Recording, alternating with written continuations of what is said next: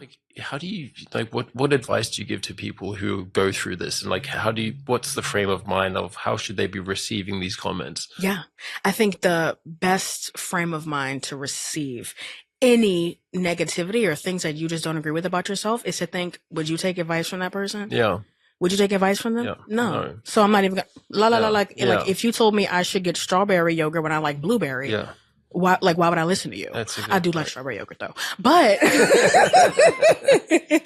I think that that is the best frame of mind, Yeah, and that you don't need to prove yourself to anyone. You absolutely know, not. you are already enough as you are. You don't have to prove yourself to anyone at Yeah, all. And I think that a lot of times that is what some people get caught up in, proving themselves, because so many people have had to prove themselves. You know, so many people have had to work twice as hard to get half as far. hmm, And so they're so used to having to prove themselves. And people often ask why I, will clap back at haters. And when I do that, it is not particularly to please myself. It is to make sure that people who are reading my comment yeah, sections, my public comment yeah, sections, for the 12-year-old sixth grader yeah. that's reading the comment section to see a negative comment and knows that that's not okay. That's not okay. Because I Yeah, know that she might go to school yeah, and there might be someone that chooses to bully her that yeah. day, And she and, can. and she doesn't know that that's not okay. Yeah, And so I want her to be able to speak up, because yeah, I very fondly remember when I was in third grade yeah. and I didn't speak up about being bullied for 2 weeks because I was like, oh, this is okay. And my mama sure marched down to that school once I told her and was like, absolutely not. Can we have a session afterwards where we can go through things and I can write or clap back at your? Absolutely. Absolutely. Because there are so many funny I things. just, I would love to hear what's going in your mind. Like, okay, you're gonna get it now. Yes. No, that's honestly my favorite thing to do, is say something funny. Like my favorite thing to do, honestly, is Yeah, like people, they tell me to lose weight, but they say loose. And so I just asterisk mark lose. loose, loose. Lose. In August of 2025, rapper Cardi B received criticism online for fat shaming her fans during a live stream when the plus sizes for her merch sold out quicker than she expected. In said video, Cardi B specifically called her fans fat fucks, went on to say that she wasn't fat phobic, but that she could fat shame people because people body shame her for her BBL. Anytime Cardi does anything, people just infantilize her like she's this dumb baby who doesn't know anything. Frankly, I'm not interested in getting too much into Cardi today. I'm mainly bringing this up because I want to use Cardi's response as an example of the illogic of fat phobia and the circles fat phobic people run around in these moments. Cardi B literally called her fans fat fucks. Then, right after doing that, said not to call her fat phobic and that she could fat shame people because people body shame her. She is both being blatantly fat phobic while denying that she is and defending herself for doing so in the same breath. When Cardi got shit for this and the famous fat influencer Samyra criticized her fat phobic statements, Cardi B said that, well, her fans were in the live chat making fat jokes and that she was just repeating them. Samyra then had to explain to her, again, as if she is a child, that just because your fans do something doesn't mean you have to do it too. The whole situation was such an eye roll to me. Now it's not surprising to me that Cardi would be fat phobic. What was a little surprising is how much people were defending the very immature and tactless actions of a grown adult who should have at least known better to not body shame her fans who just put money into her pocket. Samyra then advised Cardi to read up on anti-fat bias and even made some recommendations on what Cardi could read. Cardi said, I don't need to read any books. I can watch some documentaries about other social justice issues that I think are more important. Something fat phobic people love to do is both deny the existence of fat phobia while being anti-fat. And something that never seems to fail is people's ability to prove fat people right, even when they think they're proving them wrong. Because of anti-fat bias, racism, and misogynoir and, well, stan culture, Samyra received a huge wave of hateful backlash from Cardi's fans and ended up taking a step back from social media for a couple of months before returning in October of 2025. Since then, things have not necessarily changed. The people who knew about Samyra and already didn't like her saw her response to Cardi as just Samyra calling yet another very obviously fatphobic thing fatphobic. If you search up Samyra's name on YouTube, you will mostly come across anti-fat slop videos with her face in the thumbnail, usually looking angry or crazy. Because if you have eyes, you can clearly see that Samyra is beautiful. So these people have to find a screenshot where she looks like an angry, unhinged black woman. They also consistently label her as negative and angry. But if you actually watch her content, it's not really. It's mostly videos of her singing and dancing to show tunes, trying on plus-size clothes, uplifting brands that cater to plus sizes, and even when she is speaking out about discrimination, she is usually doing it with a little bit of humor on the side.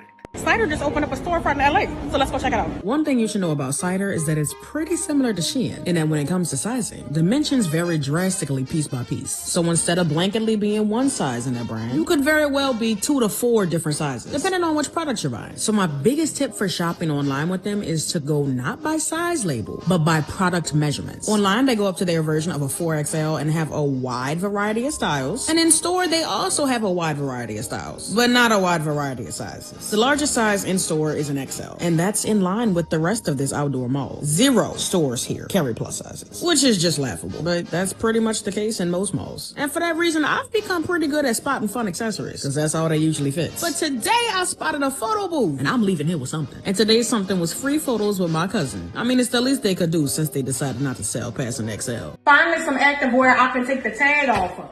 This is from Super Fit Hero, y'all. This is a hit. And I also did get it in pink. Or is it red? Is this pink or red? Let's focus on the blue for now, though. Because this is it. Like. It got pockets. It got pockets. Wait, because now I don't know if I like the pink or the blue better. Wait, but low-key, I feel like I like it strapless. But low-key, also, the one shoulder is taking it too. What I really love about these, besides the color, is the size range. A large to a 7X. And don't ask me about no mediums and smalls, because this is not for y'all. Y'all got everything else. Super Fit Hero. I really need the little strapless joint. To get into, like, please, Super Fit Hero. This might become my daily outfit. I'm about to wear this everywhere. If you've never engaged with her content and you hate Black women, it probably was easy for you to see her as this angry Black woman marching into stores and yelling at people about their lack of plus-size clothing. But she isn't. See, Samyra is not just a fat woman. She is Black, she is a woman, and she is fat. For some reason, though, while people deny the existence of fat phobia whenever she complains about it, people completely reduce her to her body and use her fatness as a way to ignore the other parts of her identity. The other parts that may be impacting their negative perception of her. The fact that I've seen so many white people freely commenting on this situation and negatively criticizing her while not even bothering to check their racism or bias against Black women, something most people have. Most of y'all don't like Black women, is very telling to me. As a non-Black person, you should actually think twice before just casually labeling a Black woman as negative or angry on your thumbnail or in the title of your video.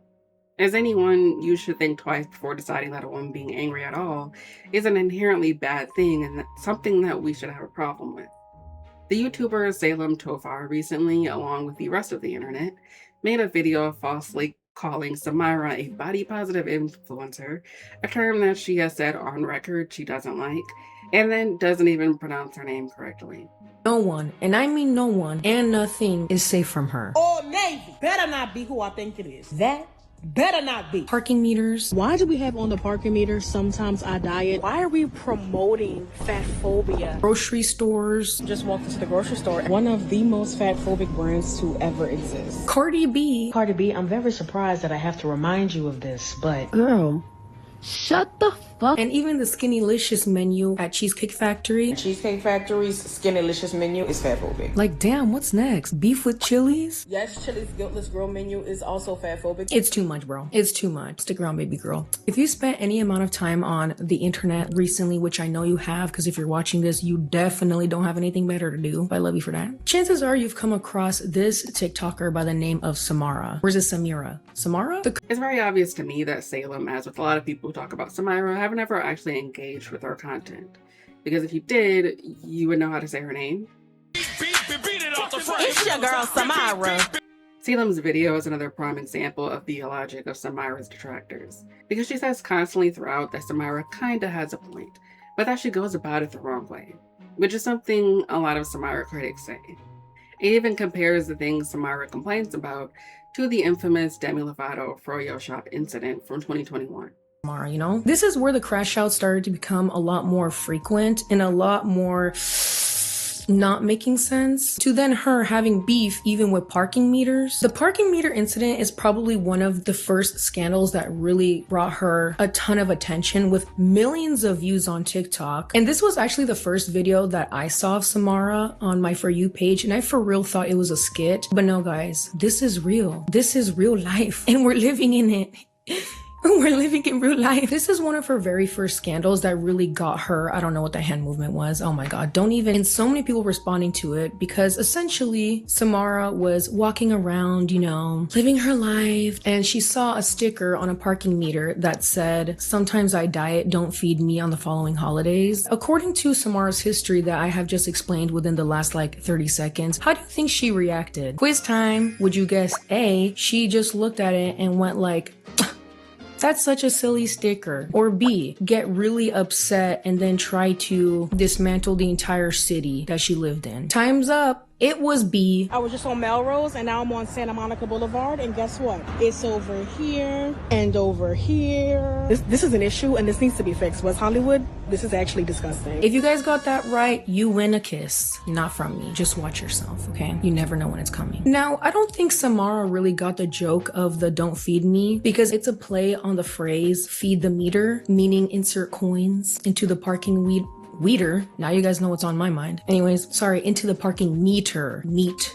On certain holidays, parking is free. So the joke was that it was on a diet and did not need to be fed coins, which first of all is not funny. Try better, okay? Do better. This is not what I want from my parking meters in my city. The downtown area that is like 5 minutes away from me, I have to pay on Sundays. Can you believe that? On the Lord's Day? See, that's the only reason why I would be upset with the parking meters. But the thing about Samyra is that she has a really good eye for these things. I mean, after all, she did graduate from Harvard.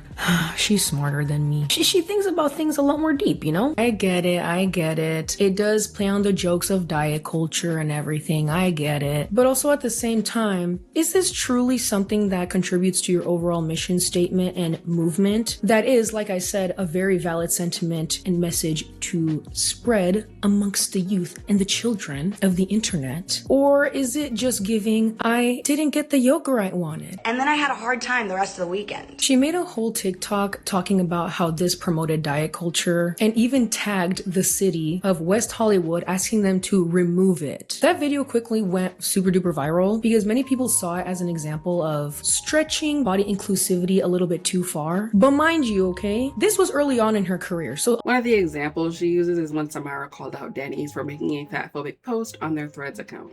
Another is when she got mad at a parking meter for its weird diet culture joke. And of course, one of the most recent is when she criticized the Cheesecake Factory's Skinnylicious low-calorie menu. Factory's Skinnylicious menu is fatphobic. The fact that it is named Skinnylicious because it has fewer calories and quote-unquote healthier options, it is fatphobic. That is not that is not an opinion, that is a fact. And I would say argue with your mama, but she's probably fatphobic too. To a lot of people, Samyra is fighting for the greater good, but in the wrong way. So of course, that means that we must relentlessly fat shame and debase her. Because that's what you do when you agree with someone and just disagree with how they go about things, right?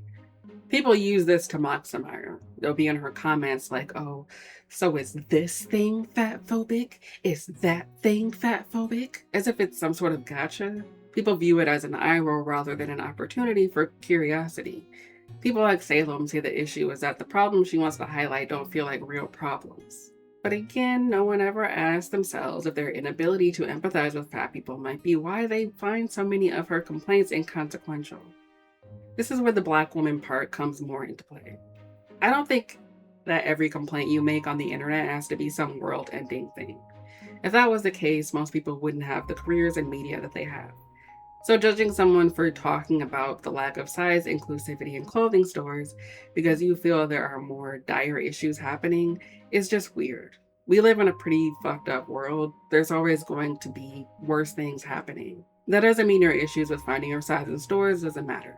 And it's kind of rich to judge someone for talking about something you don't think matters, but you also think getting in someone's comment section to say that does matter. Making a bunch of videos about this doesn't matter is helping society how? What are you contributing to the world here?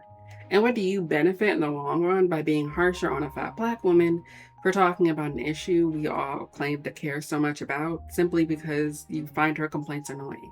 It is crazy that you guys made fun of Samyra and all she said was Skinnylicious is a crazy name for a low-calorie menu. She didn't say they shouldn't have a low-calorie menu. She said associating health with skinny is bad. And y'all made fun of her and right after said Ariana Grande's too skinny, she can't be healthy. Which is it? By nature of social conditioning, most of us harbor a bias towards fat people. A bias that those of us who are now committed to dismantling have had to make a conscious choice to unpack.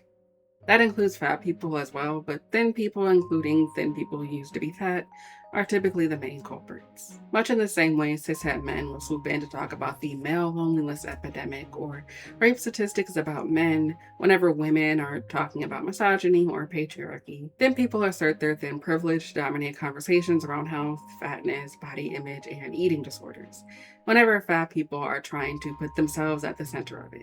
As with other marginalized communities trying to raise awareness of the injustices their communities face, those communities are often depicted as overly sensitive, ridiculous, and self-centered people by people with more privilege than them. But when those same people have overly sensitive reactions to these communities making basic demands, the conversation still gets framed as those communities being sensitive libs who can't handle anything. Much like with Demi, who made the cosmic mistake of specifically saying that they were triggered when they walked into the Big Chill in April of 2021. People love to say it's not that deep to the Froyo shop situation, and pretty much any complaint Samyra makes about plus-size clothing or health brands, equating thinness with health. But if it wasn't that deep, then why did you spend so much time getting angry about it in her comments? If it's not a big deal, then you shouldn't care about the title of the Cheesecake Factory's low-calorie menu changing then, right? I mean, if it's not a big deal, then why are you mad? Why do you care so much? Recently, Cardi B demonstrated the illogic of anti-fat people when she appeared in an Old Navy ad earlier this month, and Samyra subliminally threw shade at her in a 20-second TikTok video. Old Navy! That better not be who I think it is. That better not be who I think it is. That y'all just posted on y'all account talking about something you about to drop something with them. That better not be who I think it is. Cardi then responded with a weird AI video of a fat black man in a wig with the caption reading, "I don't mess with nobody for real, but trying to take money out of my pockets is like taking chicken nuggets out of my kid's mouth. Trust, I become a whole demon about my coins. Now move that." Because again, Samyra is beautiful, so she couldn't just put a picture of Samyra there. She had to put this video of a completely different person as a way of just calling her fat and ugly, and also doing the classic thing of portraying fat black women as manly or masculine. Nothing anti-black about that at all. Also, move that. Come on, Cardi, you can do better than that, girl. Or maybe you can't, actually. I don't think anyone can make a fat joke that is actually creative or clever anymore, because fat jokes are some of the laziest, most low-hanging fruit jokes you can make, but because people hate fat people so much, they act like those jokes are the funniest shits they've ever heard in their entire life. You so fat, you can't fall down. You so ugly, your birth certificate is an apology letter from the condom factory. Alright, well, you so fat that you gotta sleep on a Texas-sized mattress. To my second point, Cardi even bothering to respond to Samyra's 10-second video is so interesting to me. This, along with the Skinnylicious bullshit, are such clear examples of how people try to downplay fat phobia while having emotional reactions to someone they don't think is worthy of being humanized, challenging their worldview.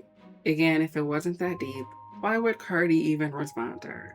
She just gave old girl a whole bunch of publicity when she could have just ignored her if she didn't care. But to say it's not that deep while Cardi is over here implying that Samyra criticizing Old Navy and subtly shading her in a 7-second video is akin to taking chicken nuggets out of her kids' mouths is crazy. I understand it's a figure of speech, but that figure of speech was sorely misused here. Are we taking food out of Sydney Sweeney's mouth when we got mad about her racist-ass jeans ad? Like, what the fuck are y'all even talking about? That is such an overblown response to a short 5-second video. But Samyra is the sensitive one. Interesting. As a wise woman once said, "You know you that bitch when you cause all this conversation." I think the things Samyra talks about, along with other fat people and activists who speak about anti-fat bias, get dismissed and overlooked, but are clearly causing people to have an emotional reaction for a reason. Yeah. Exactly. And I think that even during my time at Harvard, I was always, you know, a trailblazer, a change maker. I wanted things to be better. I wanted things to be different. If I saw something, I wasn't afraid to call it out. Yep. And even the way that I kind of rose to fame online and got my platform, I really started off by posting a lot of singing videos. You know, I was just singing like one of my favorite Disney princesses, Princess Tiana, did a cover of, you know, Almost There. Yeah. And people started in the comments just like, I'm not talking about my body. They were just like, oh, like you'll never be Tiana. Like Tiana wasn't plus size. I'm like, no, hold on. So now I'm like, okay, I need to educate people on fat phobia. And so my platform really became this intersection of music and advocacy, like artistry and advocacy, in really a natural way. And so even now, like though for the last year or so, year and a half, I have been doing a lot of advocacy specifically in the fashion, size, inclusivity world. I still have also been really blending in that artistry element that really is near and dear to my heart. And I think that that really is what kind of gave me that momentum and the attention online, because it is such a unique blend of, you know, authenticity in so many different ways. And I've been having a blast. No, yeah, enjoy it. That's amazing. Everyone should have some of Samyra in them. Yeah. One of the things, because we love to victim blame marginalized people, people will say that she is the problem. It's not what she's saying, it's how she's saying it. She's a body positive influencer, but wow, is she so negative? She's rude to employees and has gotten people fired, even though she isn't and hasn't. As I said earlier with the Salem Tovar video, most people who have come after Samyra don't actually seem to know fuck about shit when it comes to her. I think regardless of whether you think the way she goes about calling out fat phobia is helpful or not, the idea that it's only how she's going about it that people have a problem with is simply untrue and is just gaslighting. Is Cardi B saying she's not fatphobic, but then being blatantly fatphobic on her main Twitter account on numerous occasions? And that she stands with her daughter. Then Samyra's mom gets a lot of hatred from a lot of Cardi B fans telling her that she needs to shut up and telling her that her daughter needs to lose weight and all these things. And then Cardi B continues to make videos onward and onward afterwards, explaining her joke, doubling down, and trying to essentially say that that she won't apologize. So Cardi B was talking about how Samyra was very sensitive and she needs to get over it and move on. But Cardi B is actually one of the most sensitive pop stars I've seen online. So I think it's really ironic that a sensitive person is telling someone else that they should not care so much. Because if it's not mistaken, wasn't it you who threw a microphone at somebody? Because last time I checked, only sensitive people lash out when they feel threatened, right? Like that is a form of sensitivity. Also, wasn't it you crying?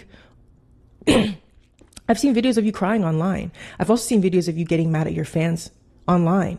Did I confirm anything? No. So why the f*** y'all keep talking?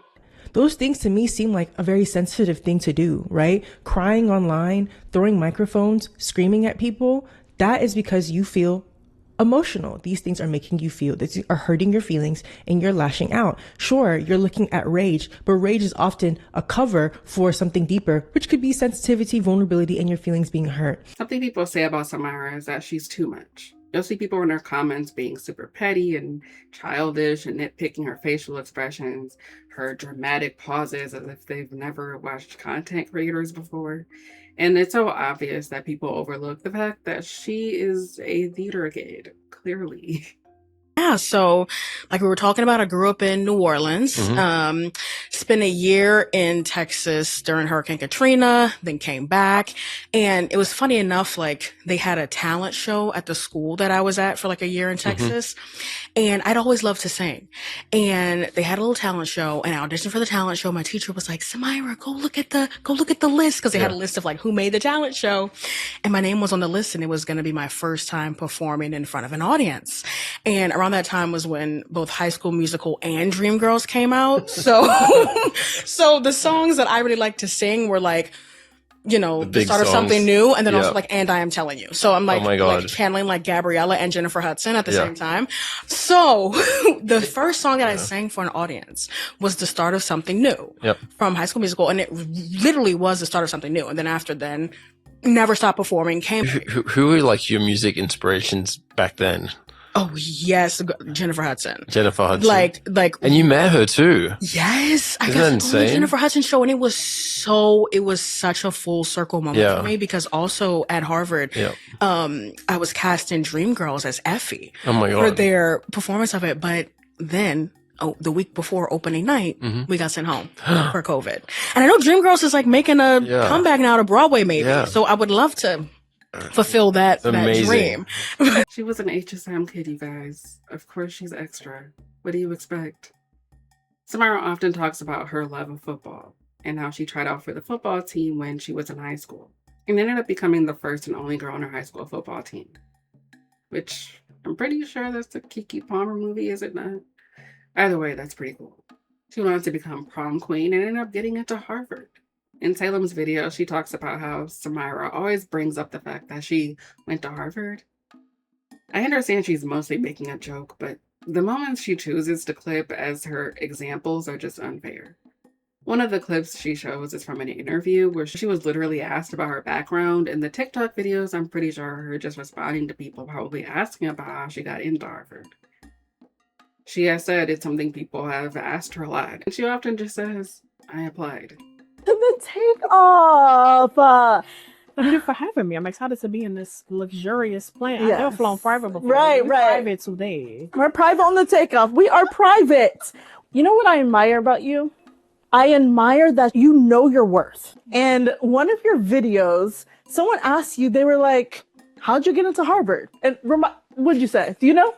Because I applied. Because you applied. You got into Harvard Law? What, like it's hard? It's just very sexist to criticize a woman for being proud of her accomplishments. Plus, I'm pretty sure it's a running joke that people from Harvard won't stop telling you when they went to Harvard. And honestly, if I went to Harvard, I would be the same way. Like, this is bitch eating cracker shit. So we're already getting into how pretty much anything she has ever done is a problem that people roll their eyes at. Samyra studied sociology and education in college, was an a cappella, and even worked as a music director. Old girl is literally a professionally trained singer. After college in 2022, Samyra began posting singing videos on social media. One of the most notable ones being a cover of I'm Almost There from The Princess and the Frog. According to Samyra, this is one of the first posts she made that blew up and unfortunately sent a wave of fatphobic hatred her way. People telling her that she's too fat to be Tiana, which should just tell you how talented a bitch is. People are just like, oh, well, you're ugly though. Like, okay, can she sing though? And the answer is yes. Because I actually like to research people I do videos on, I went through Samyra's entire Instagram back catalog. And you gradually notice how the more popular she became, the more hateful comments she started to get, and the more she began to speak about fat phobia. In one post from the summer of 2022, Samyra responded to someone calling her fat, and her responding with a post saying that she'd hate to see a compliment. One of the first comments on that post said, "That impending atherosclerosis sure is." Along with some dude posting a gif of a whale. Get used to that. You will see that a lot. Samyra then started posting plus-size clothes hauls on Instagram and TikTok. On today's episode of If It Look Like You Can Fit It, bitch, you better go and get it. I went to Urban Outfitters, and y'all, we got a couple of scrops, some regular shirts, a shirt that looked too small, but I'm gonna make it fit anyway. And then we also stopped by the men's rack. So let's get into it. Wait. This is a medium. And the Hawaiian Rolls said hello. And the Hawaiian Rolls said hello. I'm supposed to take this off? Okay, I'm gonna try this pink one next. And see, I didn't think it could get any better. But it did. I'm gonna need all the big people to go to Urban Outfitters and take the clothes. We're mobilizing. Okay, let's get into the scrap next. This is a large. Hold on. I know I ain't just put this on. You don't want face of the city, bitch. That's why you mad. We're gonna put this one as a top, as it was intended to be. And see, now I don't know if I like it better as a skirt or as a crop top. All right, let's get into the stripes. Hello is definitely giving you got mail blue with the hand in the pot. Please. other color. Oh my gosh. I'm touching the whole store, I fear. When I go back in there, not a single rag is going untouched. From there, Samyra slowly started publicly calling out clothing stores for their lack of extended sizes for plus-size people. One of the first places she called out was Lululemon in January of 2023. On that post, she called out Lululemon along with several other stores, saying, "Fat people deserve to be able to shop in person. In-person shopping is simultaneously overwhelming and underwhelming for plus-size shoppers. This is only one of many malls where the majority of stores are not size inclusive. Stopping at 20 or an XXL isn't inclusive. Only having plus sizes at select locations isn't inclusive. Even if there are plus sizes online, the fact that they're not in store is still an unacceptable exclusionary act. When are you going to stop refusing to be size inclusive in store and online?" The comment section under this post demonstrates a familiar pattern that we will continue to see with people who criticize Samyra. For one, people will just straight up talk out of their ass. They will boldly state things like, Lululemon is size inclusive. But then in Samyra's next post, she shared a DM she received from Lululemon following the previous post, clearly stating that they didn't carry sizes 16 to 20 and were going to work on trying to do that. Second, people will say, well, guess you gotta lose weight. They almost always misspell it. It's kind of wild. 3, they'll point out that said brand is a fitness brand. They'll say it rhetorically as if that in and of itself answers her question, even though it doesn't. People telling her to lose weight or pointing out that it's an athlete's brand don't seem to understand that that has fuck all to do with size inclusivity. What does that have to do with literally anything? Something Samyra said in a Rolling Stone article from a couple of years ago is that when she gets these kinds of comments, she tries to turn their question back on them to get them to think more introspectively. Whether fat people have to lose weight or not, you still need clothes in the meantime. This is a very basic ask, but as with all marginalized communities, the very basic things they ask for are treated repeatedly as a nuisance. Under the comment section for a post about Lululemon's DM, people still complained, even when her complaint got an actual response, when her "it's not that deep" thing actually caused some possible change to happen.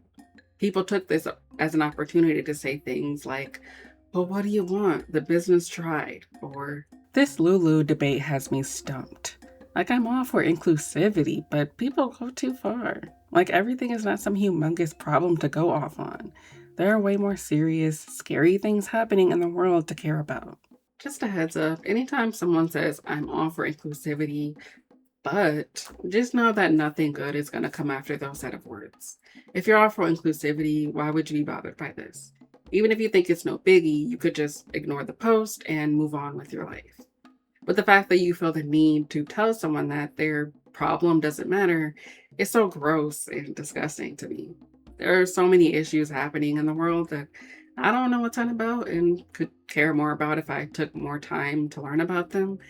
But I am not out here complaining in the comment section of an animal rights activist to tell them that there are bigger issues happening in the world. Plus, deciding that small gains don't matter to a community that is already so ignored is even more ghoulish. This is going back to what I've been saying in at least several different videos now, where people say they don't want young girls growing up looking up to people like Ariana Grande and these other celebrity women who have gotten significantly smaller recently. But when people try to advocate for change in ways that may seem unimportant to a lot of smaller-sized people, they get irrationally angry.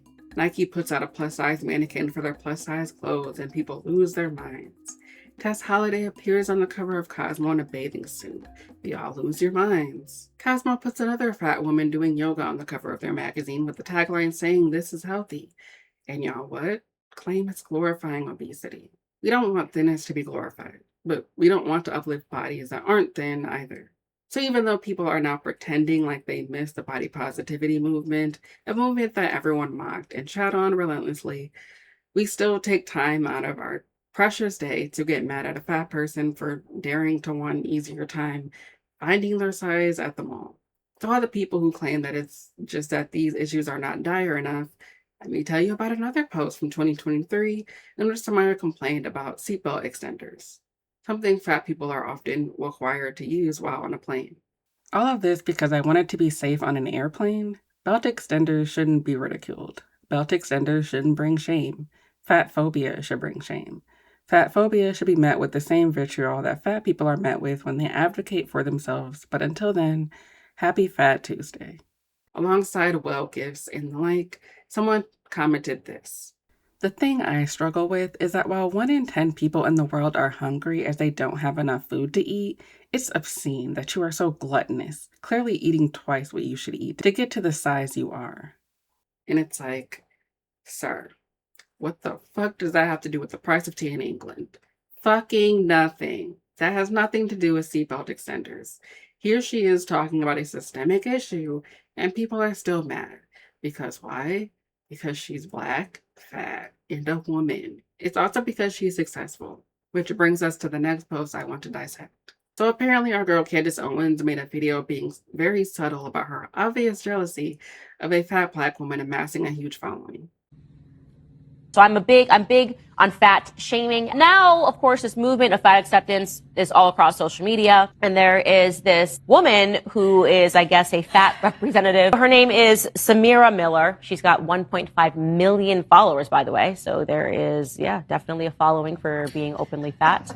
And Candace, if you're going to try to degrade me, at least say my name correctly. Samyra. You know, I watched your whole 6-minute, 23-second violent discriminatory rampage toward me and other fat people.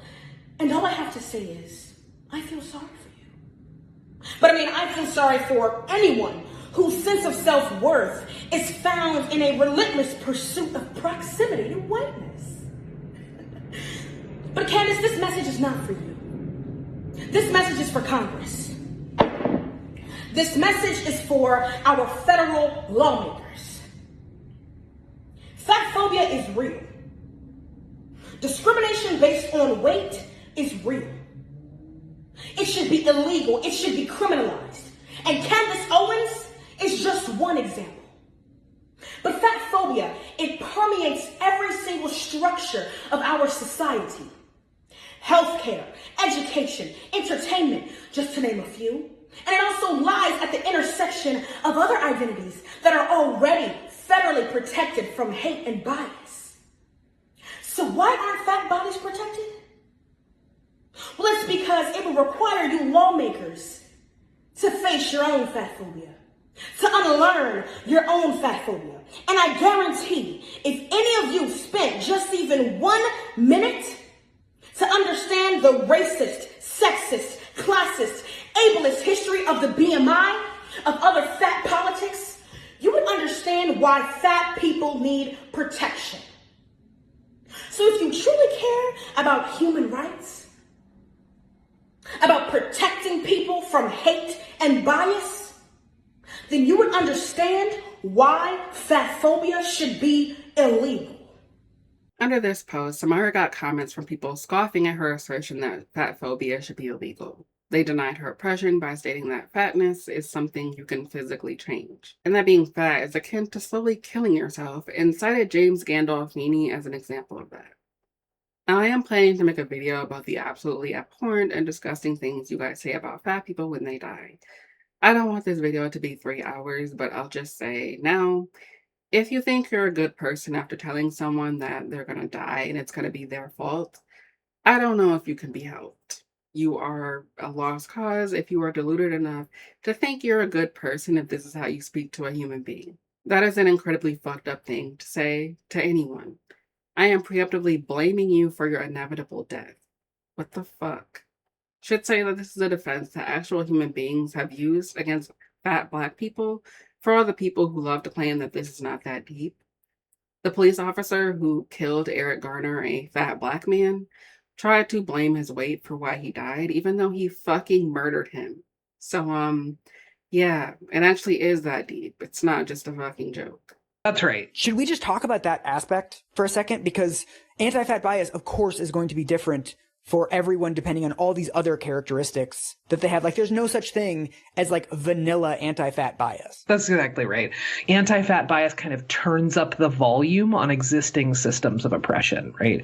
I think another example is Eric Garner, who is one of the... I was just going to mention this. Yeah. Did you know about this? I could not fucking believe it. No. So this is like a videotaped murder of an unarmed black man. And the defense put forth by the attorney for the police union and for this officer was that the officer couldn't have murdered him because basically he was going to die anyway because he was fat. The quote that I cannot get over, this is a direct quote, which is in your book. This is from the lawyer of the officer who choked him to death. He died from being morbidly obese. He was a ticking time bomb that resisted arrest. If he was put in a bear hug, it would have been the same outcome. Are you fucking kidding me? Right. When you are making it acceptable and natural for someone to die at someone else's hand, like, I don't know a greater measure of dehumanization than that. Right. They know on some level, no one's coming to defend fat people. That's how you get away with that argument. It's often sort of the straw that breaks the camel's back in terms of folks' ability or willingness to empathize with someone. Throughout 2023, Samyra began releasing more music. She had an appearance on Jennifer Hudson's show where she talked about the plus-size Freestyle, a song about stores failing to sell plus-size clothes because they make them look hideous. Brands really be wondering why plus sizes don't sell, but if you want plus sizes to sell, why you keep making them ugly as hell? Why do I gotta get it in the mail? Why can't I go to the store like everybody else? Everybody else, they got it on the shelf. They got it on the rack. They got it in the back. I gotta wait for the stock online. Baby, why? When I am this fine, ooh, baba, baba, baba, baba, baba, baba. Sell the plus sizes, sell the plus sizes, sell the plus sizes, sell the plus sizes. This an advertisement. This an advertisement. This an advertisement for the plus sizes. For the plus sizes, for the plus sizes, for the plus sizes, for the plus sizes, for the plus. I need some backup dancers, some backup singers. She continued to document her everyday experiences with anti-fat bias on airlines and strangers giving her unsolicited comments on what they presume was her weight loss journey. What? Oh, yes, ma'am. At the end of 2023, Samyra made a post asking why stores can't sell more plus sizes, and there were two comments that stuck out to me. Both were answers to her rhetorical question. One answering, because they only fit 1% of the population, and the other saying, the brands don't expect that people can get this big. Which is interesting, right? I feel like my whole life, all I've heard is how we're living in an obesity epidemic, and America is one of the fattest countries in the world. And yet people still find ways to justify size discrimination. Like, okay, which one is it? Are we one of the fattest countries or are we not? When people look at people like Samyra, they see them as an example of America's excesses and a symbol of the problem of ill health in America. But when Samyra suggests stores cater to plus sizes, they act like that suggestion is utterly absurd. Plus sizes, according to this article I read about the normalization of fat phobia in fashion, says that plus sizes are defined as a size above the average, which doesn't make any fucking sense because the average is plus size. Most people are plus size, most women especially. The only reason to be against what Samyra is saying is if you simply do not think fat people are deserving of anything. Later on in 2024, Samyra continued on her quest to call out stores and clothing brands in a common retort people would make when she would specifically call out price disparities, is that more fabric is needed when making bigger clothes and that it's not rocket science. You could argue that it's also not rocket science when fat people say that clothing brands should cater to the actual average size, which is fat people. If it's all about material, you could invest more money into plus size clothes then. Why would you cater to thin people when most people are not thin? And if we're going to bring it back to Cardi, just the fact that that whole drama began with her plus sizes selling out instantly should tell you something. It should tell you that most people are plus sized. So of course they would sell out the quickest. Which is why it makes literally no fucking sense to me why corporations don't want to market to plus size people. Not to be a capitalist, but they would make so much money. As Samyra's following continued to rise, she started getting interviewed in articles like The Cut, where she continued to distress the problem of finding her size. And in October of 2024, she was interviewed in an article for Rolling Stone titled, "Why This Fat Fashion Star Is Heard of Body Positivity," to all the people who keep calling her a body positive influencer. I don't see how anyone could read this article and possibly be angry, but something Samyra says is that we are still living in a thin-obsessed society that continues to put fucked up anti-fat messages on clothing for young girls like tummy control and slender. It is infuriating to me because it is what continues people's insecurities with their bodies. If these brands really want to be these size-inclusive, body-positive spaces, then they need to act as such. Is she wrong? We are all swimming in fat-phobic waters, and we're so used to swimming in it that we don't always think about the small ways in which we are conditioned to uphold thinness as the ideal. When speaking about her issues with body positivity, she says, quote, "I hate body positivity as it has been molded in today's climate," she says.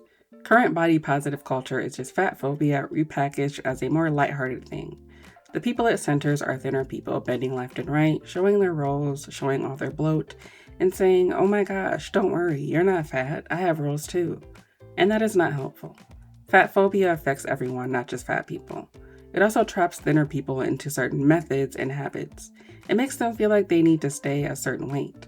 We have a problem in America with the obsession with fitness and bodies in general. I think that our ultimate goal should be body neutrality." People find Samyra annoying because they feel like all she does is talk about fat phobia. Ignoring what I was saying earlier, which is that she was kind of pushed into doing so. And it kicked off so much, but let's start with Cecily. Were you familiar with Samyra? I had seen her content before. I kind of couldn't believe that was the video that started all this. Yes, and I actually would just like to remind the internet that I've been following Samyra for a very long time. Actually, when Samyra was like viral and known on the internet for being a vocalist. Samyra initially came to the platform. She used to be able to like perfectly recreate like Nickelodeon intro songs, like Fairly Odd Parents and shit. She could do like all the different voices. She also can sing very well. She's like a Harvard graduate. Timmy is an average kid that no one understands.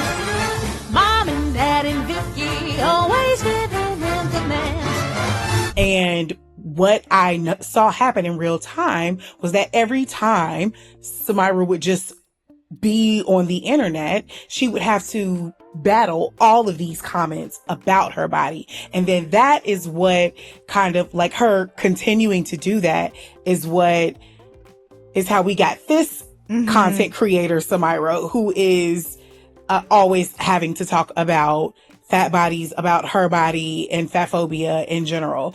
And I hate that, I think that she's found some success in it. I definitely think it's harder work. And I just hate that she couldn't continue on the path that she set for herself when she initially came to TikTok. But yes, that is how long I've been following Samyra, before she was forced to talk about fat stuff all the time. Interesting, because I knew she was a singer, and she's released some songs. And yes, she went to Harvard. She graduated in 2022.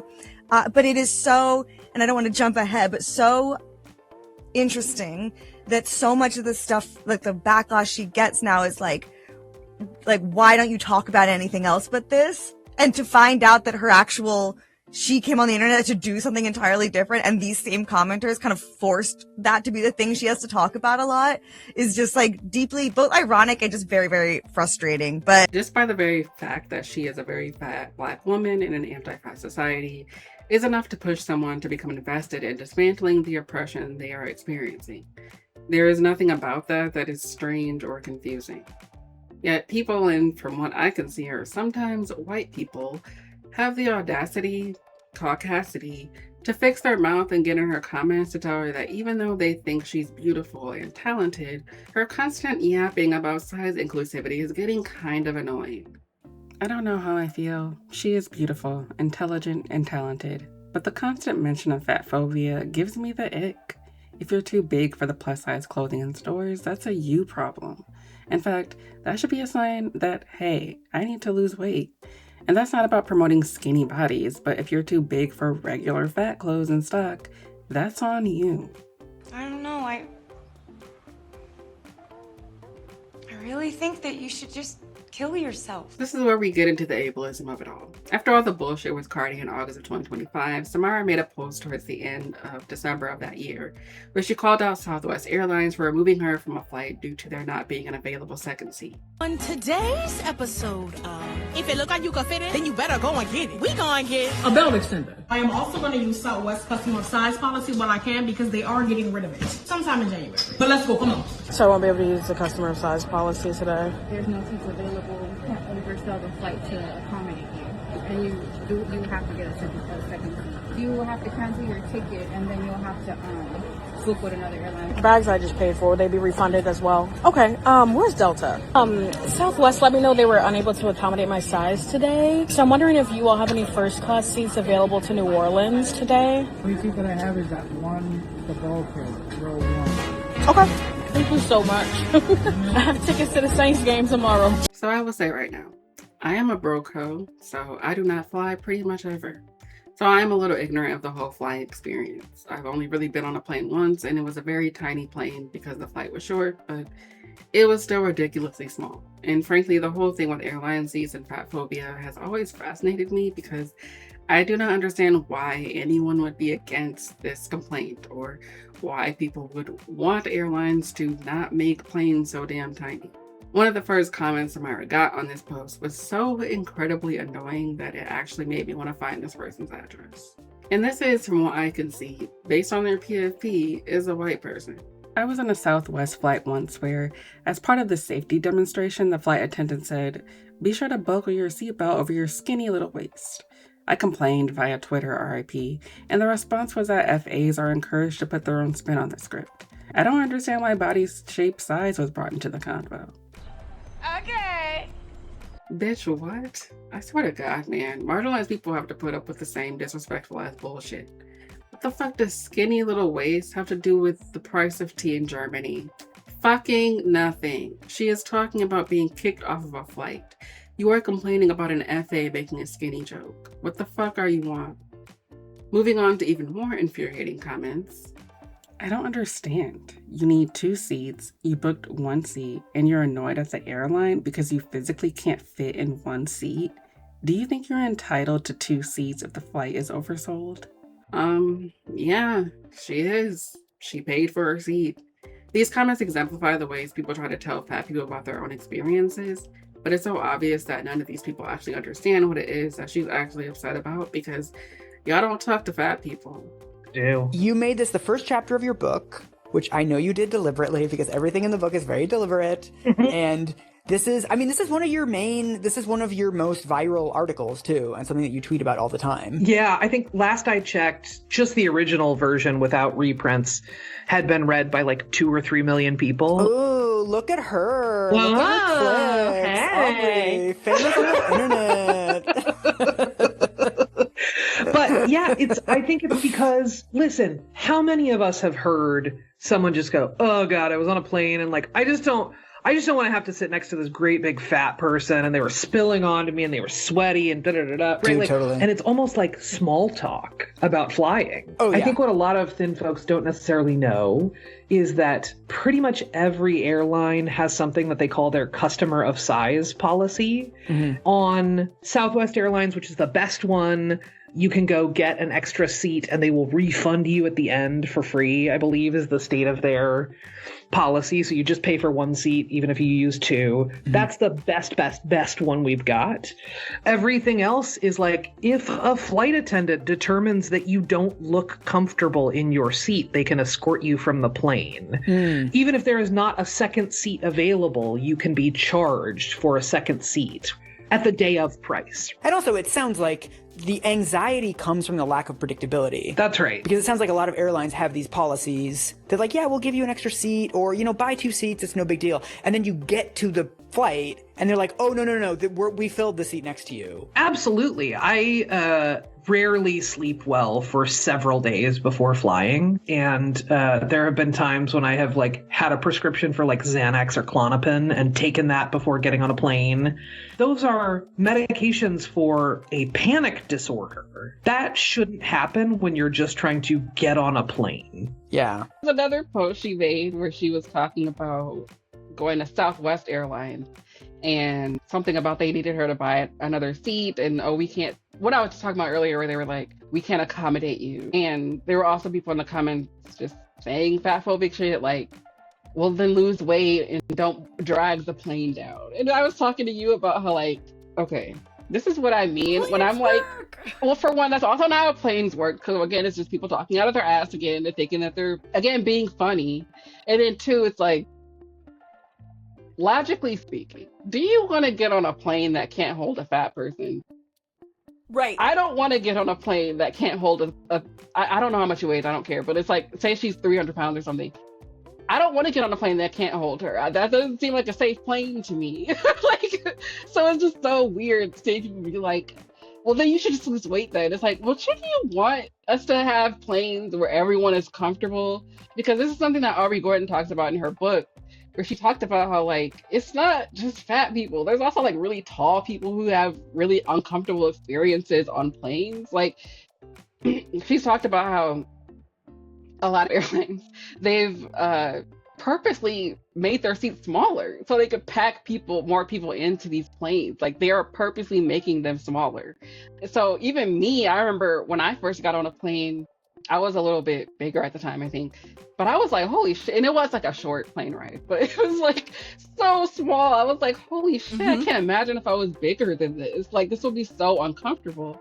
And so it's weird how, again, like we talk about all the time, you were just talking about how the stuff she's talking about could benefit everybody. You should want there to be bigger space and more, you know, for all people. Like, why would you have a problem with a fat person? Like, I want to be comfortable on a plane. A fat person should not have to pay extra for a seat. Like, what the fuck? Like, yeah, the seat should be bigger. It's just ableism too, because it's also, well, you should just have a different body then.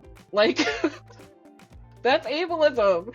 And I remember one time seeing a comment on another post. It was a different, I don't even remember what post it was, but they had said something about, you talk about fat phobia like it's ableism. It is. It's like saying you talk about anti-blackness like it's racism. Yeah. Yeah. Yep. It's involving the body, ability, and not having accessibility. So it kind of is a form of ableism, I would say. After this, Southwest responded to her asking if she could provide them with more details about her flight so they could help her. And she responded by saying, "Good morning. Thank you for reaching out. I want to be transparent that my concern here is not about my individual reservation or revisiting ticketing details.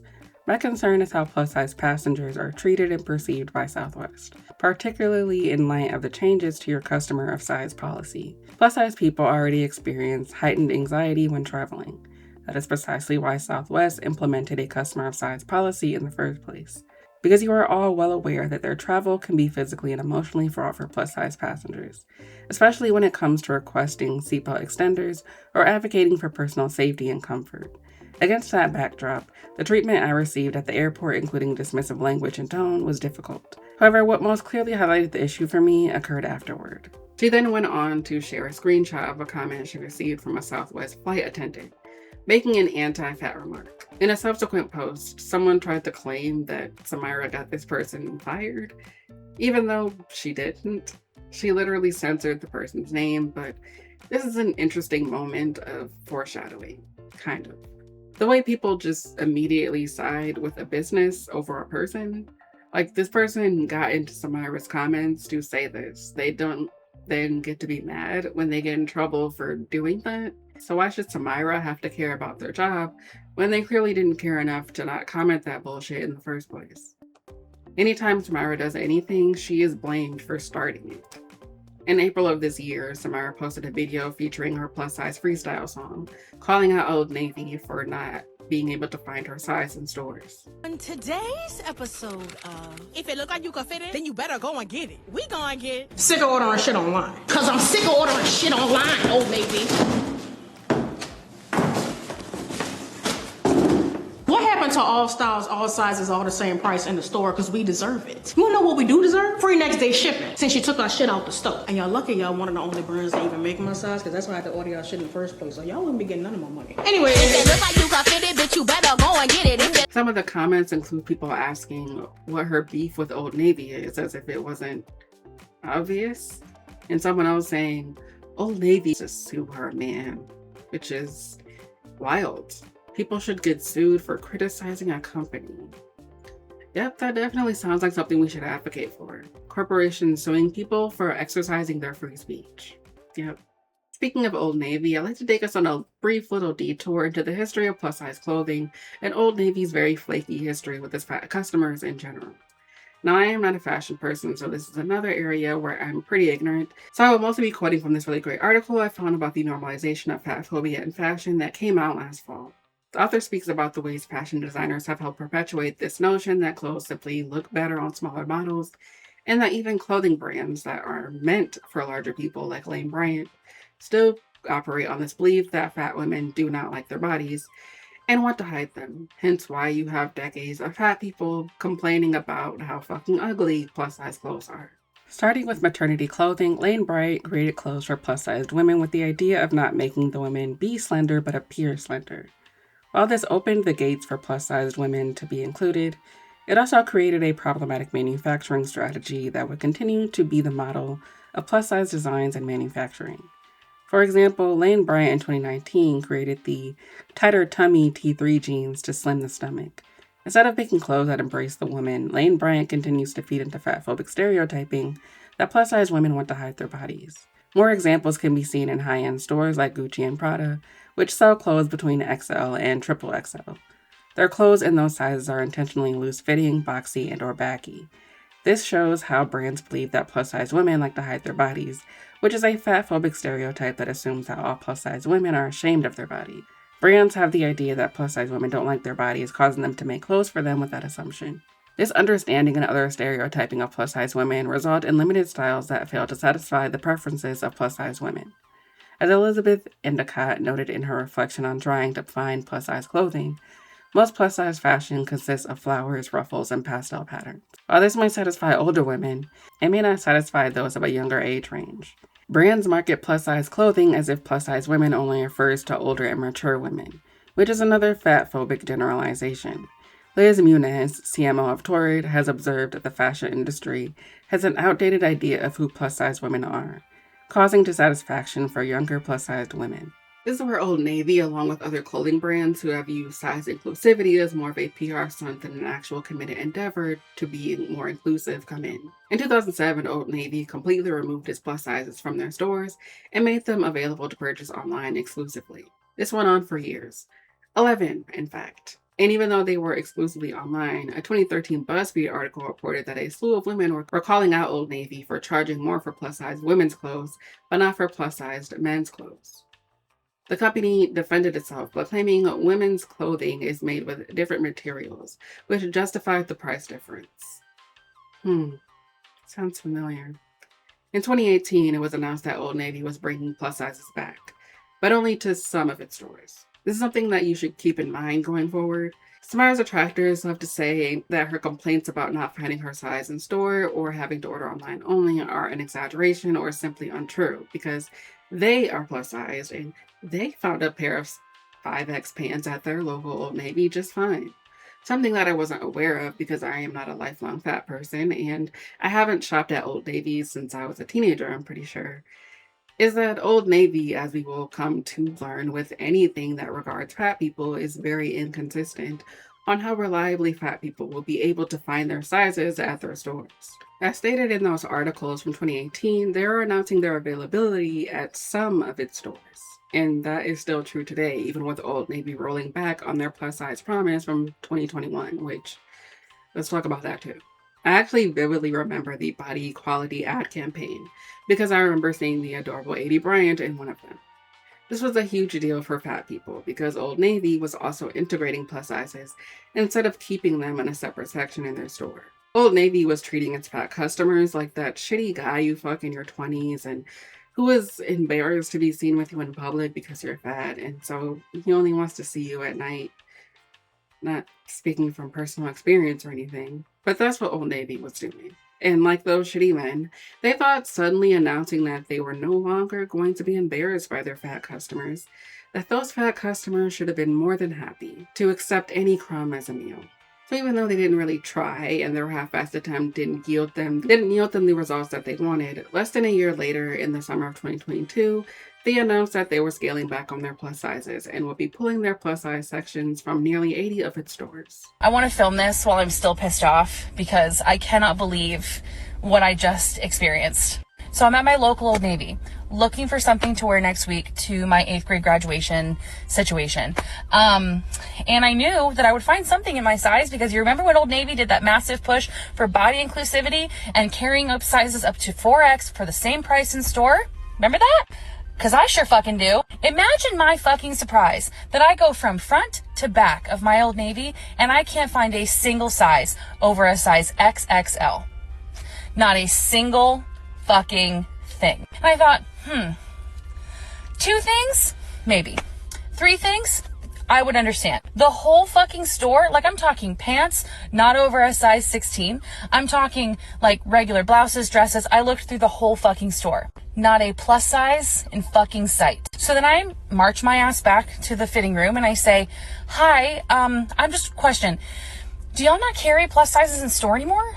I remember you guys having them. And the associate proceeded to tell me, well, no, because we just like don't put them on the floor.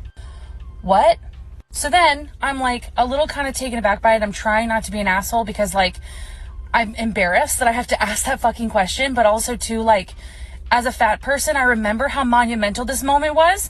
And now I'm like embarrassed because they don't have my size anymore. So then I take my XXL sweater that I know will fit me. I go up to the cash register and I ask the employee, hey, like, do you guys just not carry plus sizes anymore? Like Old Navy made this huge push. Sure enough, they tell me that they have like a couple of 2X's and 3X's in the back, but they don't put them on the floor. And then of course I'm like, well, so I'm supposed to go through the whole store and bring up a whole hunk of items and say, do you have all of these in my size, please? Like, why did you create body inclusive sizing if you're not going to keep it up in stores? Oh, I know why. Because it's fucking performative. I could see that the employee was like trying their best to like placate the situation and kept saying, well, you can order online and it's a really like, I don't make the rules. And I'm like, babe, I know you don't make the rules, but like, this is really messed up that they did this. And to make matters worse, they have signs like this in their store.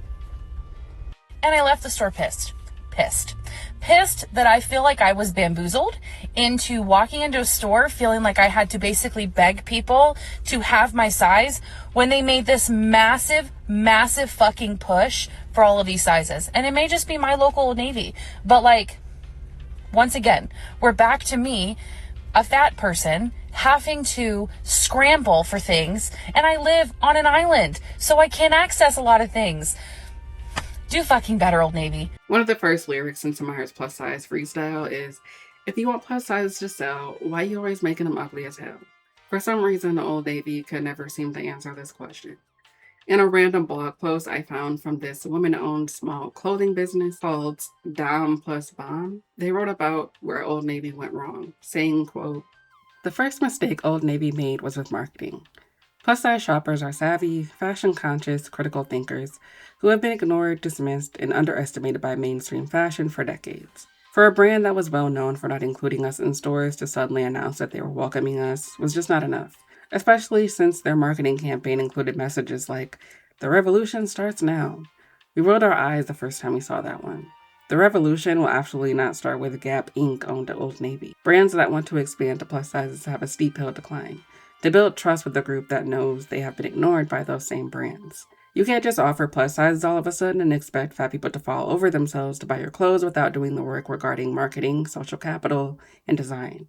The second mistake they made was with fit. Old Navy needed to hire designers, pattern makers, and size graders with experience in plus size clothing, and it doesn't appear that they did, or if they did, they didn't listen to them. The third mistake was regarding inventory. The creator, Megs for Fun, touched on this in the video above as well. But clearly Old Navy did not take the time to test and do their market research before they rolled this out. They also should have had frequent reviews of individual store inventory and other data to adjust as needed throughout the transition. In another video by Marty Murphin Fash, the creator shows how Old Navy is listening to straight size shoppers who are complaining about insufficient inventory. So they ignored plus size shoppers for a decade, but as soon as straight size shoppers who can find sizes literally anywhere complain, an entire expensive initiative is scrapped. Cool. So Old Navy did the equivalent of when someone asks you to do something that you really don't want to do, but you do it anyway, and you intentionally do it so badly that they never ask you to do it again. Can you understand why Samyra cocked her head to the side like a golden retriever when Old Navy had Cardi B's fatphobic ass in their ad? It's actually not that hard to understand where her beef with Old Navy is. Like that video I showed you earlier with Mary Fran, this is very upsetting for fat people. Imagine how that would feel to get so excited about Old Navy finally allowing you to shop in their stores after over a decade, only for them to yank back that promise because they didn't want to try and appeal to their fat customers better, or because they just didn't want to do better in making plus size clothes. Mary said they were embarrassed because they came into the store thinking they would have their size. I understand that that isn't life-ending, that is not as serious an issue as starving children in other countries or whatever, but that is very stressful and upsetting. We all have to wear clothes, do we not? Whenever Samyra, again a very fat person, talks about this online, people will say she either needs to lose weight, start her own plus size brand, or just order online and shut up. Some of the people who responded to the fat people who were upset at Old Navy scaling back on their plus sizes said that at this point, people should know their size and not need to go to the store to buy their clothes, which is crazy and stupid. Fat-phobic people tend to be very stupid, if you haven't noticed. Whenever it comes to a group of people we don't care about, we suddenly decide to side with a shitty corporation, even when it doesn't benefit us in any way. One of Samyra's sayings is, if it looks like you can fit it, then you better go and get it. And if you're a woman of size, you understand what she means. As someone who used to wear a size 16, I can tell you that just because something says it's your size online does not necessarily mean it will fit right when it comes to your door. Which is why it can be nice to go to the store and try the shit on. Now, personally, I hate shopping, so I tend to order most of my stuff online, but that is a personal choice. I can find my size in the store, and fat people should be able to have that choice. Shopping can also be a social activity for friends and family. You are telling fat people that they don't get to have that experience, which again is ableism. There was another post also from April of this year where Samyra made a video on TikTok complaining about Lane fucking Bryant, the plus size store, no longer selling bras over a certain size at the Lane Bryant she went to. So I can no longer get bras at Lane Bryant. And I never thought I'd be saying this. And it's not because of me. They've removed all band sizes above a 48 and are now offering the sizes above that online only. And in some styles, the largest offered in store is a 46. Now, I was originally made aware of this because a follower of mine messaged me saying her sister tried to come get a bra at Lane Bryant and they told her that the extended sizes were now online only. And I was like, how'd that work? Because ain't the whole brand the extended sizes? So I came to see for myself, and sure enough, there are a ton of brand new signs everywhere letting you know that even the brand that's supposed to be there with the plus sizes is no longer there with the plus sizes. Of course, she still got some comments rolling their eyes and insisting she just buy them online then. When she's literally complaining about a plus size brand excluding plus sizes. This month, she made another post promoting this plus-size wedding dress shop on TikTok. And people swarmed the comments, making super creative jokes about how the store was skinnyphobic for only stocking plus sizes. Even when she is making a positive post about a brand that is selling plus sizes, people are mad. Sorry, Allie from the editing bay here, but I just noticed this dumbass fucking comment being like, if the store has only small size clothes, it's fat phobic. But when there's only plus size stores, it's okay with you? Yes, you dumb bitch. Like, Jesus fucking Christ, Samyra, my girl. Do you want me to fight these people for you? Because at this point, I will. Skinnyphobic is another fake word that Samyra haters love to accuse her of in her comments. As I've said in previous videos about smear campaigns and women getting dragged online for bullshit, people who are doing the dragging all just repeat the same jokes and remarks and get tons of likes for some reason. So people will say, oh, you're mad at Cardi because her name sounds like cardio. Or why do you hate skinny people? Aren't you skinnyphobic? It's fascinating to me for a few reasons. One, the concept of something or someone being skinnyphobic is about as legitimate as a black person being racist against a white person. It simply isn't a thing and can never be a thing. Even if there are black people who explicitly hate all white people, that will never truly present any kind of danger to white people as it will if a white person is racist against black people. If Samyra really was out here like Monique and made her whole brand that she hates skinny bitches. I hate skinny bitches. I hate skinny bitches. You took the words right out of my mouth. You're allowed to be offended by that, I guess, but there aren't that many people who would side with her if she did. It's not going to suddenly cause then people to become oppressed. But you know how many people will side with a thin person who hates fat people? A lot of people. And that will in turn have a much greater negative impact on fat people as a whole than anything Monique ever said about skinny women in 2005. So skinnyphobia is not a thing in the same way that glorifying obesity is not a thing. You cannot glorify a body type that has been historically demonized and deemed repulsive by almost everyone. And you cannot meaningfully discriminate against a body type that is held up on a pedestal. A body type that people are literally willing to die for. Even when we are talking about celebrity women who are scary skinny, we really like to make a meal of showing pictures of their scary bodies on magazine covers, thumbnails, and in social media posts that are concerned about these women. Even when we say a certain level of thinness is unhealthy, we still want to leer at those bodies and fixate on them in some twisted way. Two, this is a great example of the ways people barely hide their obvious jealousy of Samyra while constantly turning it back on her and accusing her of being the actual hater. As I said earlier, Samyra began talking endlessly about fat phobia because of the constant fat phobic hatred she was receiving from people when she would just post pictures of herself looking beautiful or singing videos or whatever. And because people don't want to see fat people happy or seeming to feel good about themselves, they have to take that away from them and remind them of their place in society. Even just aside from her being fat, she is also a woman, and people love to humble a confident woman. In a 2024 post she made on Instagram, she posted multiple photos of herself along with comments she'd received from people who were baffled by the way she carried herself. One of the first comments on this post is from this lady pointing out that she's gained a lot of weight, literally trying to mute her confidence as she is making a post about how she's the shit. See, whenever fat people complain about anything, they get called jealous bitches. They're just haters and are just mad because they're not skinny. That is thin people's default way of writing fat characters in movies and television shows. But we never ever consider the fact that thin people also harbor a serious resentment and envy towards fat people who are not putting on this good fatty show for them. They're not putting on a show of self-hatred or of wanting a different body.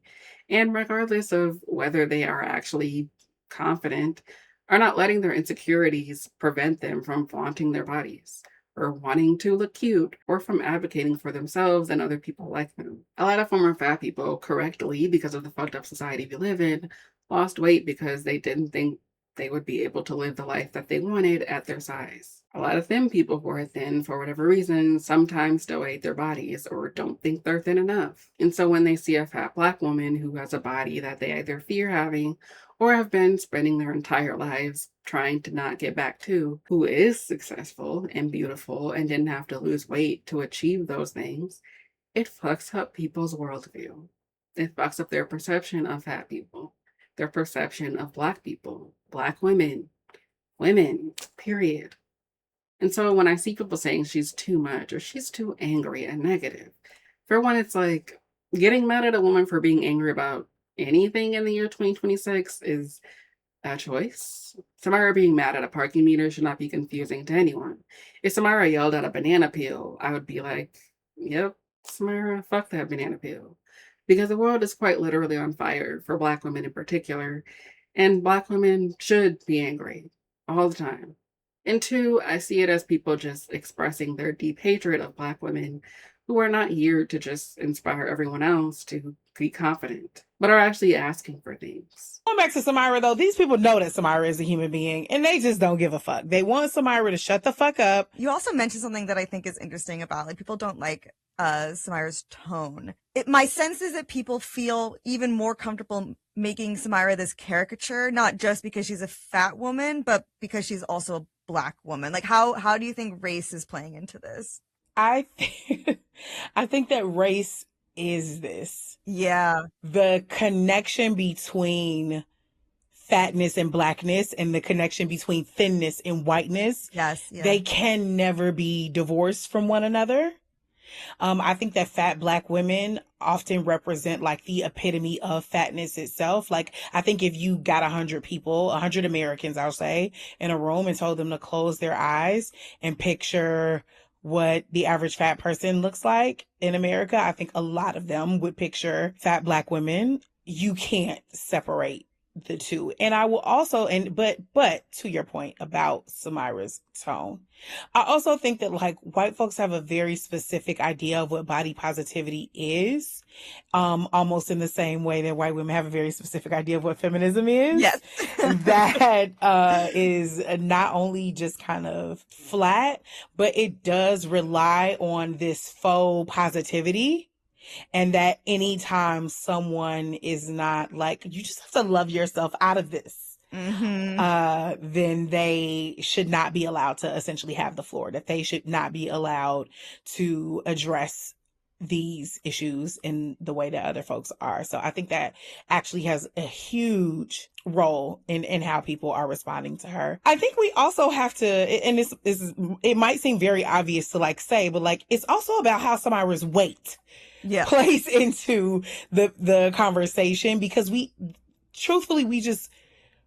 also have become a culture where we only want to hear from people that we deem as like attractive and pretty, and folks who aren't have to either like justify their existence, they have to or they have to really build an island around themselves and like that island with all the signs about like who is what. So like, I make content for other plus size people to feel better about themselves. So if that's not you, keep scrolling, right? Whereas Samyra kind of just addresses the masses and addresses the culture. And I think the other reason Samyra's weight is an important part of this conversation is because people also feel very entitled to like publicly police fat bodies. Yes. I mean, like, I think about all the experiences that I've had in like public gyms, or like on, like, I've been on an airplane where like I've sat down in my seat and the guy basically was like, yeah, you really should have got 2 seats. Like,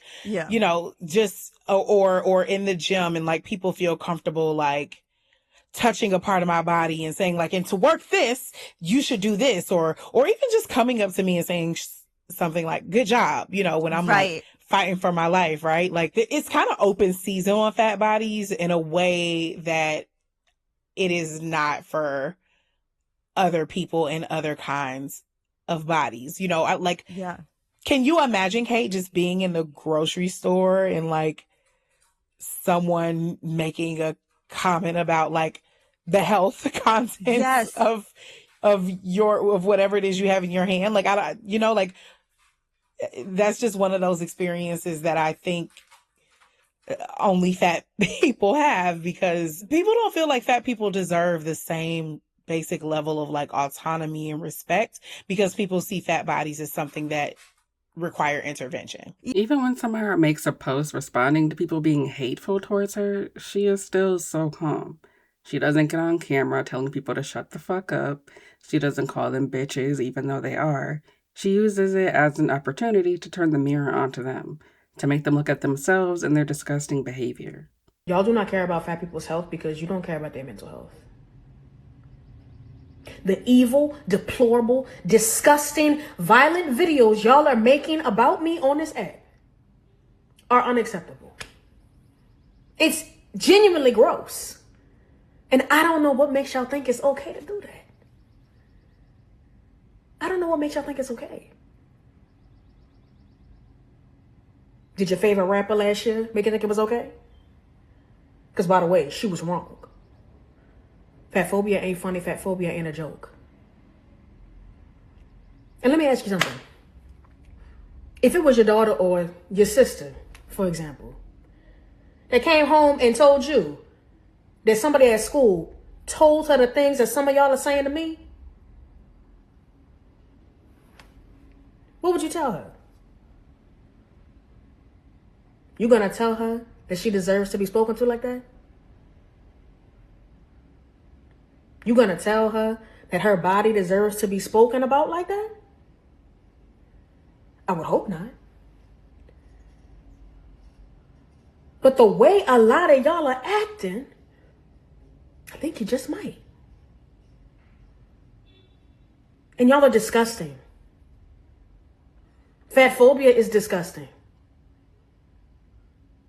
And I hope one day y'all actually understand that.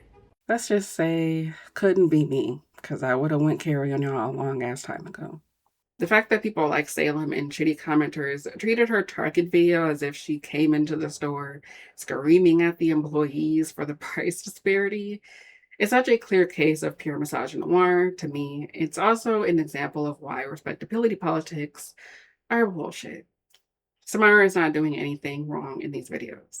She is being extremely polite and is doing what we all do when we're at a store and we're confused about something. We ask the employee, the person that works there, a question. People like Salem and other commenters will be like, well, what is that employee supposed to do? And it's like, gee, I don't know. Answer her question, I guess? I'm wondering if you could price match these, because for some reason in the app it was showing that the 3X was $8 but the large was $6. That just seemed like a little weird to me. Yeah, honestly it does sometimes happen just because of more material. It sounds really stupid or ridiculous. It is so stupid I'm because I'm gonna change it anyway for you. Yeah, thank you. I don't agree with that myself. Yeah. Personally. I've never agreed with that. It was just like there was no difference between the extra small to the extra large, but then there's a difference between it doesn't make any sense. No. Thank you. And I was Allie from the editing bay again. I had to highlight another comment I forgot to mention on a completely separate post from earlier this month, where she made a video telling people to stop using her old photos to be fat phobic, and someone commented, "What is yelling at employees about sizing going to do?" And Samyra responded to them saying, "I have never yelled at an employee in my entire life." And that annoyed me so much because it's so obvious that person had just eaten up the angry black woman narrative that's been framed around her by dumbasses on TikTok and YouTube. Despite the fact that this video is concrete proof that she is more polite than most customers are towards retail workers. Do y'all know the shit customers get mad at retail workers for? Samyra isn't even mad here. She's just expressing a thought. God damn. At the end of the day, it doesn't actually matter how Black people conduct themselves. If people have a problem with what you're saying as a Black woman, the easiest way to write you off is to say that you're just angry and negative and toxic, and pretend like this employee was wronged in some way by Samyra. The Skinnylicious shit and the parking meter debacle are so interesting to me because considering how upset people have been over celebrities getting smaller, you would think everyone would have been pissed at this parking meter. If we're all seriously so upset about Skinny coming back, even though it never went away, but whatever. If you're so upset about that, you should be pissed at how pervasive fat phobia and diet culture bullshit is that you can't even walk by a parking meter without seeing it. Sure, maybe she had a bit of an overreaction. Maybe you had an underreaction. Maybe you think the Skinnylicious menu isn't that deep. But don't you think our point in all of this is that fat phobia and the obsession with thinness and dieting is every fucking where in ways that you might not even notice? It might not seem that deep. All these little things are what reinforce the status quo. And I find it so fascinating the way that we have more smoke for people trying to tear down the status quo, but are doing so kind of clumsily or are being a little extra, than for the people trying and succeeding at keeping the status quo in place. As someone who has been reading about diet culture and anti-fat bias for years, I can tell you that the more you learn, the more you cannot unsee it. That is how ubiquitous it is. You should be mad at diet brands labeling their shit skinny and continuing to perpetuate this idea that thinness equals healthy. You should be annoyed that Denny's took time out of their precious day to make a fatphobic post on their social media account. When Samyra made a post calling out the Skinny Girl brand, someone commented, "This deranged shit. You could never be too rich or too skinny." I don't know. I feel like those kinds of insane takes should receive more criticism than what Samyra is trying to talk about. And this is where I want to take another brief little detour to the aforementioned Froyo-Gate incident with Demi Lovato. I have no idea if anyone actually called it that, but I'm going to. So as most of you probably know, if you're a Gen Z or a young millennial, is that in April of 2021, Demi Lovato faced the wrath of the internet when she made a post criticizing the LA-based frozen yogurt shop The Big Chill for, as they said, triggering them. In an Instagram story, the former Disney star shared the following: "Finding it extremely hard to order Froyo from The Big Chill when you have to walk past tons of sugar-free cookies or other diet foods before you get to the counter. Do better, please. Hashtag diet culture vultures." So if it's not obvious, this was back when both hashtags were still kind of popular and the term culture vulture had made the rounds in previous discourse. Demi said they wanted to make that hashtag a thing and call out other businesses engaging in what she felt was some diet culture bullshit. The Big Chill messaged Demi and denounced their accusation of them as diet culture vultures, and Demi made another Instagram story with a screenshot of one of the IG posts promoting their guilt-free dubbed foods. So from what I've read, The Big Chill is a small business in Westwood, Los Angeles, whatever that is. I've never been to Cali if it's not obvious. They only take cash apparently, and their menu changes daily or weekly or something like that. So the guilt-free post Demi made was deleted by The Big Chill after she posted that. And also, there's no way anyone could have gone into the store the next day and snapped a photo because they change their shit around all the time, and they just deleted the only piece of evidence of them kind of engaging in diet culture. This only helped make Demi's actions look twice as absurd, and because it's Demi Lovato, someone with a very complicated legacy, people did not give her any grace here. Partially for a good reason. I don't necessarily agree with how Demi went about this. The guilt-free thing didn't seem to be something that she actually saw when she was there, though again, I guess we don't really know, because she said she got upset and walked out, so she obviously didn't stop and take a picture. It's possible they saw this post on their page and remembered something they saw, or they wanted to use that post to boost their argument. The Big Chill defended themselves by first stating that they were a woman-owned business and that they provide options for people with certain dietary restrictions. Because of this, many people, many of whom have probably never even heard of The Big Chill because it is LA-based, use this as an opportunity to shit on Demi for what they saw as punching down on a small business. This whole situation resembles the Old Navy thing and the Skinnylicious thing with Samyra in so many ways to me. Even if I think Samyra had a much stronger argument. In both situations, people saw this as a sensitive, marginalized person, in this case a sensitive queer person, who at the time had begun to identify as non-binary, getting triggered over something as small as something being labeled sugar-free. People saw it as an entitled millennial thinking the world revolves around them and their body image issues. Because this was around the time the term Karen had been circulating the internet, you can see people in the comment sections of the Big Chill's Instagram posts referring to them as Karen Lovato and mocking her. Two, in both stories, people's deep resentment towards the person making the argument caused them to side with the business and treat said business as a person that was in danger of being ruined by this one person. This one person who most people see and scoff at no matter the contents of what they're saying.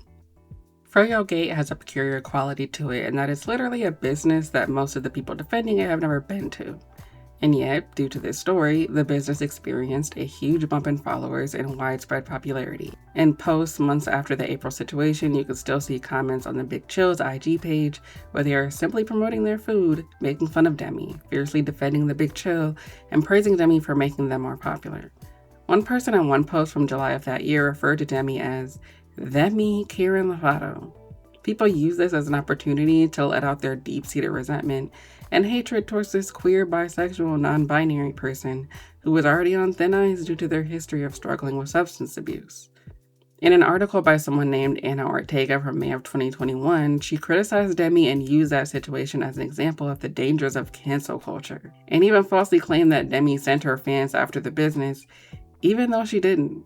Anna even compared this to a completely unrelated story about this TikToker who got fired from his job for making TikToks on the job with the company's products that he paid for. Again, I am not saying that Demi didn't make some mistakes here, but in their apology video, it is so obvious to me that Demi was being sincere. She got genuinely triggered and made an impulsive post on social media. I have kind of gotten in the middle of something with this yogurt shop called The Big Chill in Century City. Now, I am very outspoken about the things that I believe in. I understand that sometimes my messaging can lose its like meaning when I get emotional, right? I am human. I am somebody who is just very passionate about what I believe in, and I've lived through enough to know when to speak up for people who don't have a voice. When I messaged this Froyo place, like originally I wanted to make a point and I wanted to call out behaviors or branding things that didn't sit right with me. Because the truth of the matter is, as someone that deals with an eating disorder, like is in recovery from an eating disorder, I still to this day have a hard time walking into a Froyo shop, ordering yogurt, and being content with it and keeping it down. I know that seems like not a huge deal to a lot of people, but for me it is. So by the time I got to the counter, after seeing so much diet stuff and health food stuff, like it wasn't clear to me that it was for specific health needs. And so I didn't know that. Like I just took it as, okay, I'm going into a Froyo shop, I'm seeing sugar-free, I'm seeing this and that. If there was a sign that said celiac, vegan, I would have understood. That would have been clear messaging to me. Because it wasn't clear, I'm definitely jumped to conclusions and probably shouldn't have, gone about this the way that I have, but I'm willing to talk to this Froyo shop to help get the messaging right. As a lifelong fan of Demi, who has been following her since Camp Rock and who knows how shitty their former team was, I think Demi, who just recently survived a near-death experience, by the way, had also finally begun to truly unpack a lot of her body image issues. Their former team only worsened their eating disorder, closely monitoring their diet and forcing them to eat watermelon cake every year for their birthday. After Demi fired their former team and began working with piece of shit Scooter Braun, they were free to eat how they wanted and gain weight without feeling the urge to slip back into old disordered eating patterns. I think Demi was starting to learn more about diet culture and realized how much this culture had impacted her issues with food and body image, and so when she walked into the Big Chill that day, she saw something that reminded her of that. Another thing that a lot of people don't know, I guess it's something that must be an LA thing. A lot of people who have struggled with anorexia, I myself, like, Froyo was something that I would go to because it was low in calorie and it just felt safe to me. I know that people struggle with Froyo, with eating disorders. So that's why I'm super sensitive when I walk into a Froyo place and I see diet stuff. Like, I'm gonna be protective. I'm protective of the little girl inside of me that didn't get that representation at a young age of someone saying, all of this diet stuff is not okay, you're worth more than that. I also am standing up for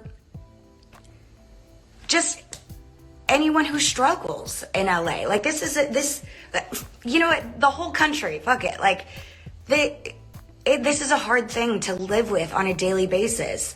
The thing about overcoming my addictions, my drug addictions, was because I can walk away from that and never touch it again for the rest of my life. Like, I don't ever have to do that, but I have to eat 3 times a day. This is something that will be with me for the rest of my life. I left that yogurt store and didn't get the yogurt that I wanted. And then I had a hard time the rest of the weekend, to be totally transparent. And that's probably something that nobody wants me to say. Like, I don't know, but I'm human and I talk about my struggles. And I'm passionate, so I'm sorry that I got the messaging wrong. I'm sorry that I may have disappointed some people, but I'm not coming after a small business as someone with a lot of followers. That's not what I'm doing here. I walked into a situation that didn't sit right with me. My intuition said, speak up about this, so I did. And I feel good about that. What I don't feel good about is some of the way that it's been interpreted and how the message has gotten misconstrued over all of it. I will do whatever I can to work with this Froyo shop if they want to help align the messaging to where I feel safe going in there and I can eat the Froyo that I went in there for. I will work with them on that. That is something I'm dedicated to do because I want to make LA and this whole country a safer, and this whole fucking world, a safer environment. People with eating disorders should be able to go in and feel safe wherever they go to eat. That's all I'm asking. Literally all I'm asking. So I'm so sorry if it got misconstrued. I don't always get this right. I think we can try to pretend that the problem is how she went about this, but we should be honest with ourselves here. We don't like Demi Lovato, and we find it annoying when people, especially women, especially fat people, complain about anything regarding weight loss culture and diet culture. If people criticize before and after photos and what they perpetuate, people roll their eyes. If people suggest not putting calorie numbers on menus because they can be triggering for people with eating disorders, people scoff and say they're being self-centered and entitled. If people have anything to say about the little things in our society that contribute to diet culture and the obsession with thinness, we never want to have any grace. Even for people like Demi, who we know has had a really hard life and literally almost died. I do not think it's totally fair to get angry at one small business for labeling their food guilt-free, as if that is unique to them. But to say it isn't that deep, even though the business went and deleted the post, is very interesting to me. It was deep enough that they did that and probably thought twice about doing it again in the future. Though, I don't know, because I don't live in California and will probably never go there. Like, y'all are so fucking weird. Why do you give a fuck about a small business in the city that you don't even live in? Get a life. You should be upset at how normalized this shit is. When you ask if skinny pop is fatphobic, maybe you should actually consider it instead of asking it as some kind of joke, because you're tired of hearing about this thing that you chose to click on and watch. Going back to my point about people having emotional responses to Samyra, people will even comment things like, I'm on a diet, am I fatphobic? Or, I lost weight, does that make me fatphobic? And it's so obvious that people are also offended by being told that they might have an internal bias against fat people. People obviously lose weight for all kinds of reasons, and I don't think you owe people an explanation on that. But most people who have a deep desire to be thin because they hate being fat. And regardless of how you feel about that, that is a result of anti-fat bias. That doesn't necessarily make you a bad person, but the fact that you're so offended by Samyra talking about fat phobia, literally not saying shit about people who lost weight, that you took that as a personal attack probably says more about you than it does about her. I have unintentionally lost weight, and I am not offended by the things Samyra talks about. I don't feel like she's coming for me. So maybe you have something you need to unpack, or maybe, if you're trying to lose weight or have lost weight and are offended by this conversation, you could just unfollow her and not comment on posts where you're clearly projecting your own uncomfortable feelings with your own unpacked biases. A bitch can't even talk about her own oppression without people making it about themselves, centering their own sensitive emotions, and essentially telling her that her advocating for herself and other fat people offends them personally. And she should prioritize that over everything else, I guess. After Cardi B made her stupid Twitter post and Samyra called out Old Navy for responding to comments mocking Samyra, Samyra did what she always does. Make people aware of how much they keep proving her point every single day. And she is correct. Regardless of what Samyra does going forward, it will never negate the fact that anti-fat bias is a universally accepted form of bigotry. It will never negate the fact that misogynoir is a universally accepted form of bigotry, which is why people fall over themselves and continue proving Samyra's point. As I said in the video I did with Ovi, if you care about Ariana Grande, you should be supporting people like Samyra. If we actually want young people to grow up in a world that doesn't uphold thinness on a pedestal, then maybe we should start putting our money where our mouth is and spend more time uplifting people with different kinds of bodies and not viciously attacking them every time as if they've committed a crime. That includes people with disabilities and, yes, even health issues. One of the worst comments I saw on one of Samyra's posts was this long paragraph about how fat phobia is real, but so is heart disease and diabetes, and then ended their comments saying that they want to see Samyra live a long life. Again, if you're the type of person to say this in someone's comments and you think you are a good person, you are not. You suck. Do better. It doesn't actually matter if Samyra will get all of these health issues or not, because to insist that those health issues are more important than addressing the issue of anti-fat bias, or that caring about one thing negates the other, for one, doesn't make any logical sense, and two, if you apply that logic to any other demographic, you would see how heartless and gross that is to say. Your oppression doesn't matter because people like you are more likely to get certain health issues. What? I don't think people actually hear themselves when they talk. I do not think Samyra's health matters in this conversation because other people's health is not your business. And yes, that includes Ariana Grande. Anti-fat bias will still be an issue even if being fat is the worst thing for your health. Anti-fat bias is not going to help people get skinnier, and even if it did, I need you to ask yourself if that's the kind of world you want to continue living in. A world where someone like an Ariana Grande gets to be how she has become. Some of y'all don't seem to understand that body image issues, eating disorders, fat phobia, and size inclusivity are all political issues that require systemic change. It's not going to change because a bunch of skinny women in Hollywood gained weight or went into hiding. It actually does start with calling out price disparities and low-calorie menus using skinny as a shorthand for healthy.